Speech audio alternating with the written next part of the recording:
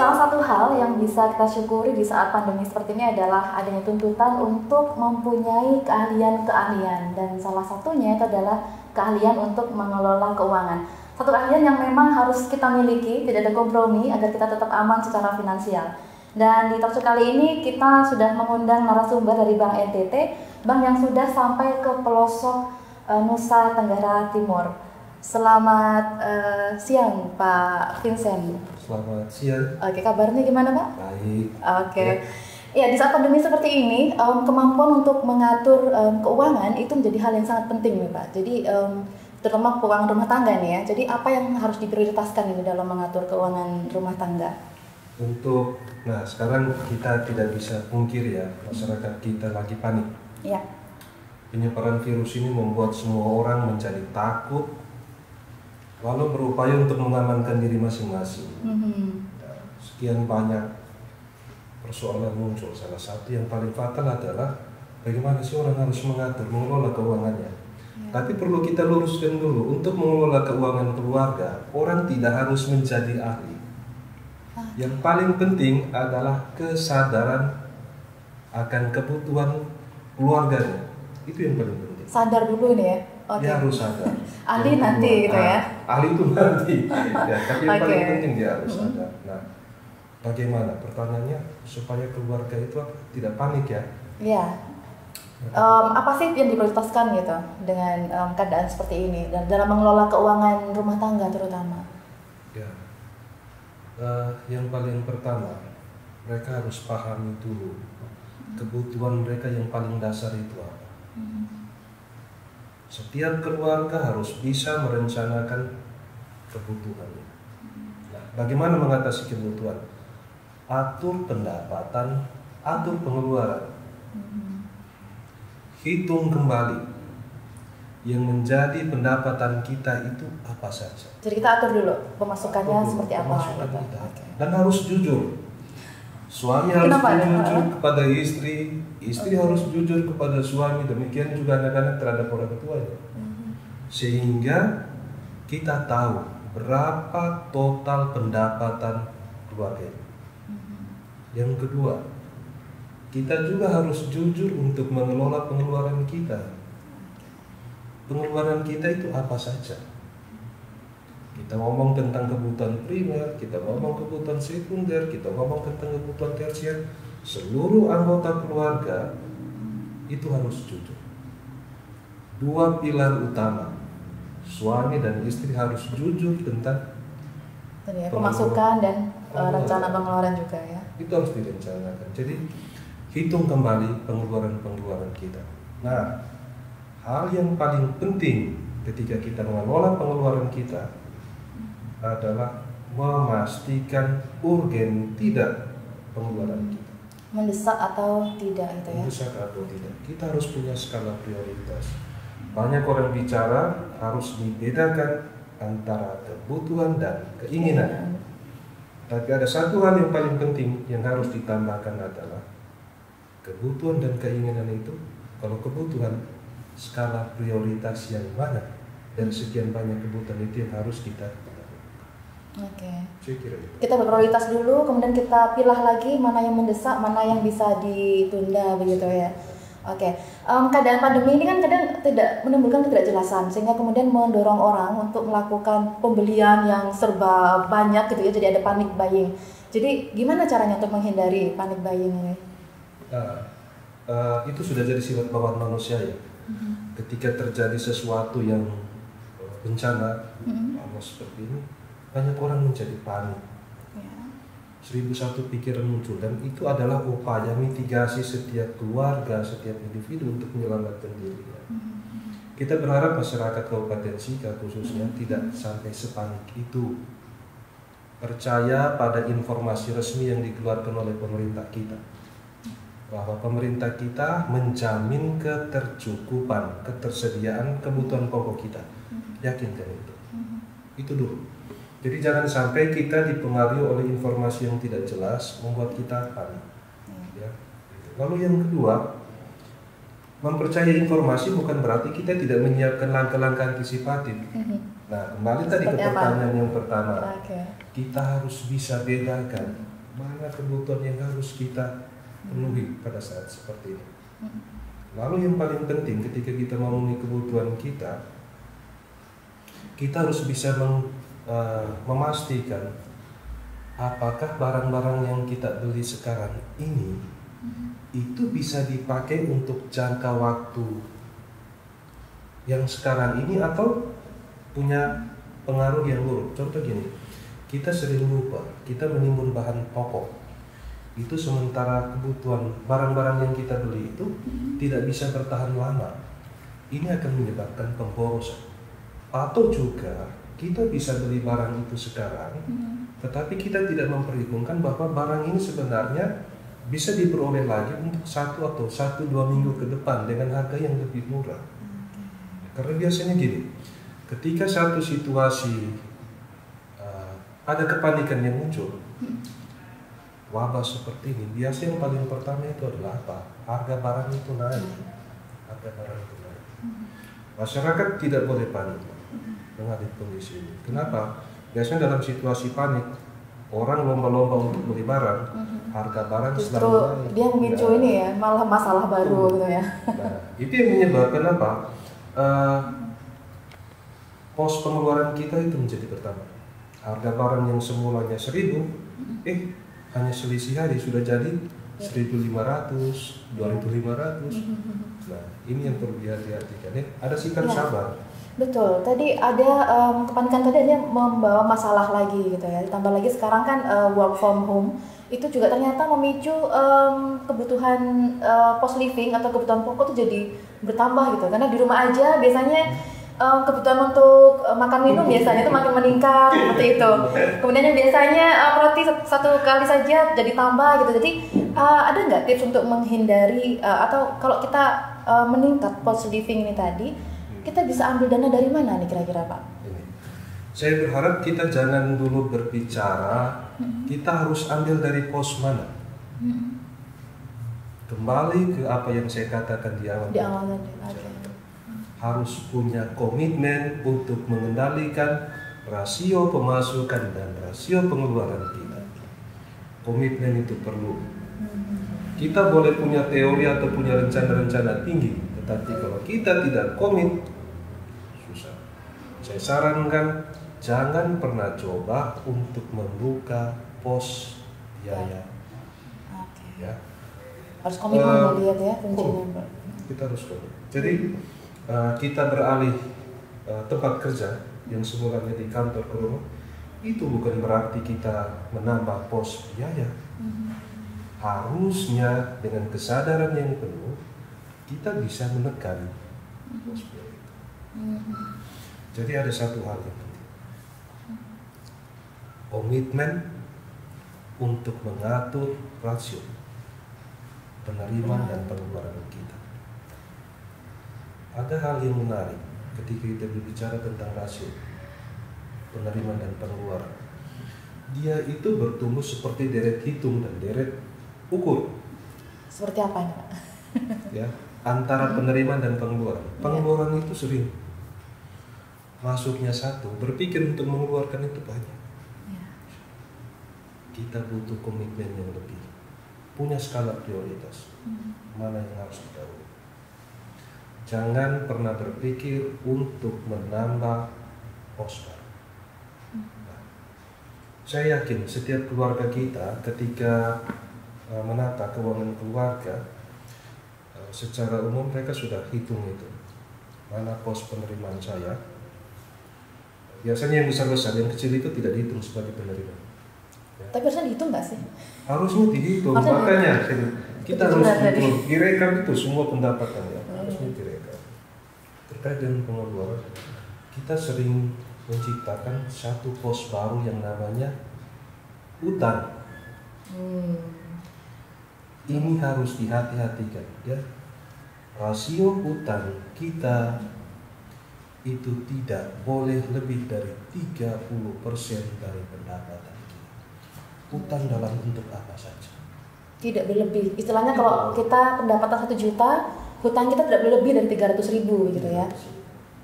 Kalau seandainya lebih dari itu, ya itu harus siap-siap untuk menderita.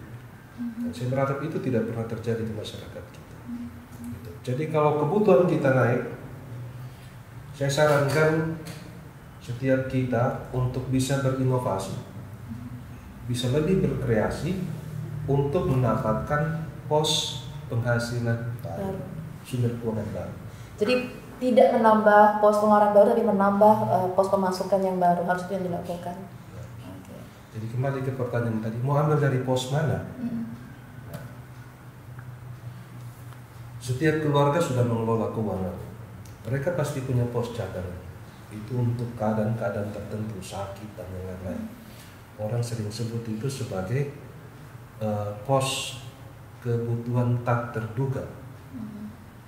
Saya sarankan untuk setiap keluarga kita itu tidak cepat-cepat memanfaatkan pos yang tidak terduga ini. Jangan cepat-cepat. Karena alangkah lebih bagus pos ini digunakan untuk investasi.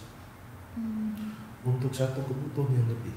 Jangan dipakai untuk sesuatu yang sifatnya konsumeristik. Itu fatal kita. Ya. Mohon sekali lagi supaya ya dengan kehadiran Nabi ya, Momere TV ini ya, ini tolong disampaikan ke masyarakat untuk hati-hati menggunakan pos cadangan darurat keluarga. Itu bukan untuk kebutuhan konsumeristik, tapi untuk kebutuhan yang tak terduga yang lebih. Hanya yang benar-benar mendesak. Itu besarnya berapa, Pak? Besarnya untuk kebutuhan tak terduga nanti dari penghasilan itu berapa persen begitu? Nah, ini kita bicara kembali ke sebenarnya untuk pos pengeluaran itu kita ngomong tadi itu ada berapa persen harusnya? Kita ngomong untuk rasio hutang 30% dari total penghasilan kita. Kemudian kita hitung dari seluruh penghasilan kita berapa pengeluaran kita termasuk yang 30% dari total pengeluaran. Di situ ada pos untuk beli makan, minum, bisa kan. Ya. Kemudian ada pos untuk investasi, bisa. Nah, harus dibedakan juga antara investasi dan tabungan ya. Investasi itu orang bilang kita menyiapkan modal untuk berusaha mendapatkan sesuatu yang baru, menambah income kita. Sementara tabungan itu untuk kebutuhan jangka waktu tertentu. Lalu yang ketiga, itu kita harus punya yang namanya seperti dana cadangan. Banyak orang merekomendasikan untuk bisa mengasuransikan diri. Masing-masing keluarga silakan berpikir tentang itu. Karena toh pemerintah kita juga sudah mempunyai asuransi ya, mengasuransikan rakyatnya itu. Nah, komposisinya kalau boleh itu juga 30%. Ya. Jadi kita bagi.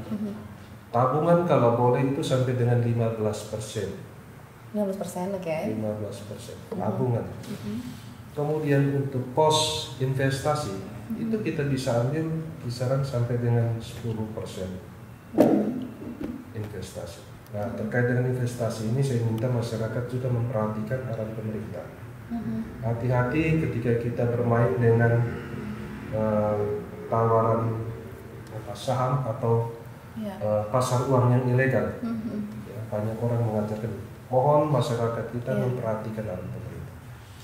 Yang terakhir tadi sudah satu tabungan, kemudian apa tadi investasi. Yang ada satu hal yang penting lagi tadi. Dana tak terduga. Dana tak terduga. Nah, saya minta sekali lagi, tolong jangan gunakan dana tak terduga untuk kebutuhan yang sifatnya konsumeristik. Dan harus memiliki komitmen ya. Punya komitmen. Bagaimana untuk keluarga yang karena pandemi ini kemudian mengalami pemasukannya turun drastis? Seperti itu. Jadi bagaimana pembagiannya? Apakah kembali lagi ke pertanyaan pertama tadi, jadi pisahkan lagi mana yang prioritas, mana yang mendesak, atau ada mungkin tips lain Pak untuk mereka yang mengalami dampak secara langsung nih ya, pemasukannya berkurang drastis gitu? Ya, memang ini menjadi keprihatinan kita bersama ya. Ketika wabah ini merebak, orang pos pendapatan setiap keluarga yang terdampak langsung itu langsung berkurang. Sementara kita tidak bisa menekan pos pengeluaran, biaya hidup kita tidak bisa kita tekan. Ini bagaimana ngaturnya ini? Ya. Jalan satu-satunya itu adalah kita berharap supaya setiap anggota keluarga bisa mengefisiensikan setiap pengeluarannya. Sekali lagi, skala prioritas kebutuhan. Semua butuh, tetapi kebutuhan apa yang harus kita penuhi? Ini kita minta supaya suami mengerti istri, istri mengerti suami, terlebih anak-anak. Nah, itu yang pertama. Lalu yang kedua, tonal itu baik. Ya. Biasanya kalau makin menderita, orang diajarkan untuk bertarung, mempertahankan hidup. Yang saya minta, yang saya harapkan bisa memanfaatkan lahan sekitar, manfaatkan itu. Ya. Ya. Kalau kemarin sayurnya kita beli gitu ya, sekarang harus tanam sendiri gitu ya. Tanam sendiri. Ini yang luar biasa nih Pak. Pak, mengatur keuangan kan tidak hanya menjadi kebutuhan untuk mereka yang berkeluarga. Nah, juga untuk mereka yang masih bujang, untuk anak kos misalnya, itu gimana? Ada tips nggak untuk para bujangan atau anak kos ini yang saat pandemi seperti ini, ada nggak tips untuk mengelola keuangannya harus seperti apa? Tolong manfaatkan waktu dengan baik. Biasanya kalau manajemen waktu itu tidak dikelola dengan baik, dampak ikutannya adalah inefisiensi penggunaan keuangan. Masa muda itu harus digunakan sebaik mungkin untuk belajar hidup. Kita belajar hidup, ada susah, ada senang, tapi tolong berusaha agar lebih banyak senangnya. Belajar untuk setiap kegiatan belajar kita itu menghasilkan sesuatu, ya. Tidak sekedar nilai yang kita rupiahkan, tetapi ada nilai lain. Ada nilai lain. Jadi kalau ditanya apa sih tips untuk anak muda, tipsnya sama. Hanya saya mau tekankan di sini, tolong efisiensikan waktu Anda. Efektifkan waktu Anda. Berarti ini juga tips ini bisa untuk ini ya, mengurangi post living tadi sebenarnya. Jadi supaya tidak menambah, maka bisa alternatifnya menambah kegiatan kita sehingga kemudian kita sibuk dengan itu, jadi tidak berdampak pada pengeluaran. Sebenarnya kita tahu Bank NTT itu sudah ada di seluruh pelosok NTT dan sudah sangat dekat dengan masyarakat dan juga adat istiadatnya. Nah, ini bagaimana dengan urusan adat istiadat, Pak? Jadi di saat pandemi seperti ini kadang kita tidak terhindari gitu, atau tidak terhindarkan kebutuhan-kebutuhan itu. Misalnya pada saat kematian atau ada pernikahan, itu selalu kental dengan nuansa adat dan itu juga kental dengan adanya pengeluaran-pengeluaran untuk kebutuhan adat. Nah, ini ada saran nggak Pak? Ini harus bagaimana mengelolanya gitu? Sementara saat pandemi kita sudah pengeluaran harus kita efisiensi sebaik mungkin, pemasukan juga tidak sebagus sebelum pandemi, dan sekarang ada kebutuhan untuk seremonial atau adat. Bagaimana Pak melihatnya? Harusnya bagaimana kita melihat itu? Ini pertanyaan menarik ini. Ketika situasi lagi buruk, ya, pertumbuhan ekonomi kita melambat, nah tiba-tiba ada sesuatu yang sebenarnya harusnya kita duga, kecuali urusan adat istiadat yang berhubungan langsung karena kematian. Tapi kalau untuk perkawinan dan yang lain-lain, saya kira kondisi sekarang ini kita bisa tolerir, bisa kita tunda, apalagi ada himbauan dari pemerintah untuk tidak membuat pesta, orang tidak buat pesta, orang tidak berkumpul. Nah, kita ngomong dulu soal keadaan sekarang kalau terjadi seperti itu adat istiadat. Satu yang kita harapkan adalah semua pihak, ya, keluarga yang mengadakan upacara adat itu juga harus bisa menerima dengan. Yang kedua, kita juga harus jujur. Setiap yang terlibat dalam ritus adat itu juga harus jujur. Jujur untuk menyampaikan bahwa saya baru bisa segini, saya baru bisa bantu seperti itu. Jujur bukan berarti pelit ya. Ini adat nih, yang namanya adat tidak bisa ditawar. Tetapi saya kira kalau kita jujur pasti ada sesuatu nilai lebih yang akan kita terima. Yang kedua, tadi saya beritahu ada pos cadangan. Sedapat mungkin ambil keputusan bersama keluarga untuk memanfaatkan pos cadangan itu untuk kepentingan pengurusan adat. Tetapi sekali lagi, tolong jangan sampai pos itu menjadi nol saldonya. Jangan, karena kita tidak tahu apa yang akan terjadi sesudah acara itu. Yang pertama. Lalu yang kedua, dalam skala yang lebih besar, masyarakat kita harusnya menyadari ketika lahir, tumbuh, dan terus berkembang sampai akhirnya kita dipanggil Tuhan, kita harus tahu kita ini siapa, kita ini di mana, dan bagaimana kehidupan kita setiap hari. Karena itu harusnya perjalanan kehidupan kita dan penggunaan keuangan kita juga harus direncanakan, dianggarkan. Jadi jangan sampai keluarga-keluarga juga menutup mata dalam penganggaran pos pengeluaran itu, lupa untuk menganggarkan dalam tahun ini saya akan ada upacara adat itu apa, kerabat saya yang menikah itu siapa. Ini perlu. Jadi sekali lagi kita harus tahu kita siapa, kita di mana, kita bagaimana, berapa pos adat, berapa anggaran yang harus kita siapkan. Dan mohon maaf saya harus sampaikan ini, tolong hindari masyarakat, saya minta kita semua ya, saya himbau untuk hindari kebiasaan untuk menutup dada. Ini loh saya.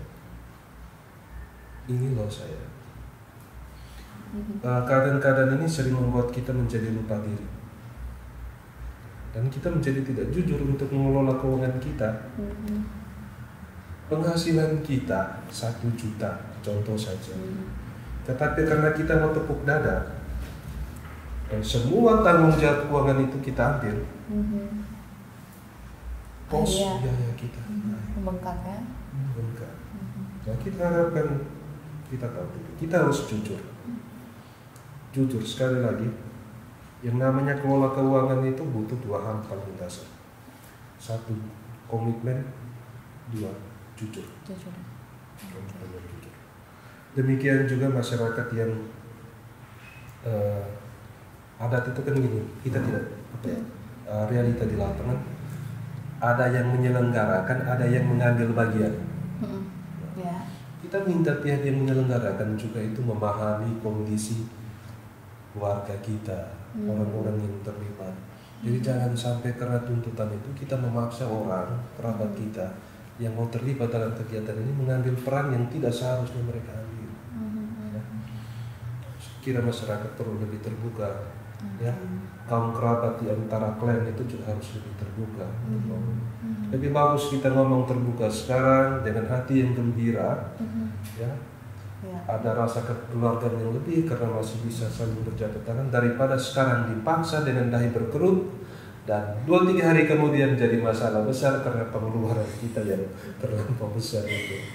Dan itu malah menimbulkan masalah baru ya, karena ada beban finansial yang harus dipenuhi. Baik, terima kasih banyak Pak Vincent. Terima kasih kembali. Iya, jadi luar biasa untuk talkshow kali ini mengenai pengelolaan keuangan keluarga. Tadi sudah disampaikan ada 2 hal utama, yaitu kejujuran dan juga komitmen. Dan kemudian menyangkut masalah adat, pada satu hal tadi yang saya lihat bahwa kita harus melihatnya itu sebagai adat itu sebuah perencanaan yang bukan mendadak, tapi sebenarnya sudah harus dilihat jauh hari sebelumnya, sehingga kita memang dituntut untuk mempunyai kemampuan perencanaan lebih baik, sehingga kemudian masyarakat tidak terbebani pada saat harus melaksanakan kegiatan-kegiatan adat tersebut.